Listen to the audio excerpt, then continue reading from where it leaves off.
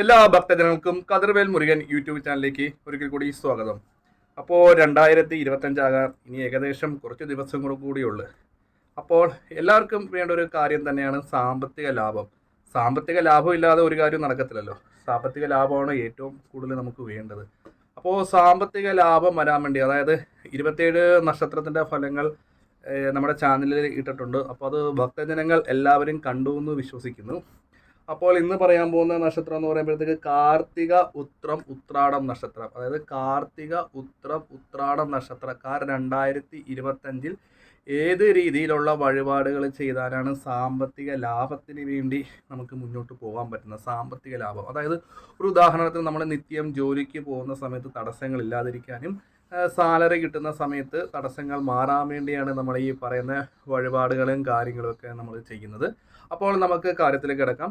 അപ്പോൾ പറഞ്ഞു വന്നത് കാർത്തിക ഉത്രം ഉത്രാടം നക്ഷത്രക്കാർ 2025 ക്ഷേത്രത്തിൽ പോയി, അതായത് ദേവീ ക്ഷേത്രത്തിൽ പോയി മഹാലക്ഷ്മി ക്ഷേത്രം, അതായത് ഭദ്രകാളി സങ്കല്പമല്ല വൈഷ്ണവ രീതിയിലുള്ള ദുർഗാ സങ്കല്പത്തിലുള്ള ക്ഷേത്രത്തിൽ പോയി ആഴ്ചയിൽ പോയി, അതായത് ജോലിക്ക് പോകുന്നവർ ഞായറാഴ്ച ദിവസം വഴിപാടുകളും കാര്യങ്ങളൊക്കെ ചെയ്താൽ മതി. അല്ലാത്ത ഭക്തജനങ്ങൾ ചെയ്യേണ്ടത് ആഴ്ചയിൽ പോയിട്ട് മഹാലക്ഷ്മിക്ക് താമര കൊണ്ടോ മുല്ലപ്പൂ കൊണ്ടോ, ഈ പറയുന്ന താമരയോ മുല്ലപ്പൂ കിട്ടിയില്ലെങ്കിൽ നമ്മൾ ചെയ്യേണ്ടത് മഹാലക്ഷ്മി മന്ത്ര അർച്ചന 108 തവണ മന്ത്രം കൊണ്ട് അർച്ചന ചെയ്ത് നമ്മുടെ സ്ഥാപനത്തിലോ നമ്മുടെ ഗ്രഹത്തിലോ വെക്കുക. അപ്പോൾ ഈ കാര്യം ചെയ്തത് കൊണ്ട് നമുക്ക് സാമ്പത്തിക ലാഭം നല്ല രീതിയിൽ തന്നെ നമുക്ക് എന്താ പറയുക ചെയ്ത് നമുക്ക് സാമ്പത്തിക ലാഭത്തോടു കൂടി നമുക്ക് മുന്നോട്ട് പോകാൻ പറ്റും. നിലവിൽ 2025 നമുക്ക് അത്യാവശ്യം കൂട്ടുകാരോടും ബന്ധുക്കാരോടും നാട്ടുകാരോടും ഒക്കെ നമുക്ക് പൈസ കടം ചോദിക്കേണ്ട ഒരു അവസ്ഥ ഉണ്ടാകത്തില്ല. നമുക്ക് സാലറി കിട്ടുന്ന സമയത്ത് നമുക്ക് അനാവശ്യമായ നഷ്ടങ്ങൾ വരത്തില്ല. അതേപോലെ തന്നെ നമ്മൾ ജോലി അന്വേഷിച്ച് നടക്കണമെങ്കിൽ നമുക്ക് ജോലി കിട്ടുകയും ചെയ്യും. ഒപ്പം തന്നെ തൊഴിലിന് തടസ്സങ്ങൾ ഉണ്ടാകത്തില്ല ഈ ഒരു മഹാലക്ഷ്മി മന്ത്ര അർച്ചന ചെയ്യുന്നത് കൊണ്ട്.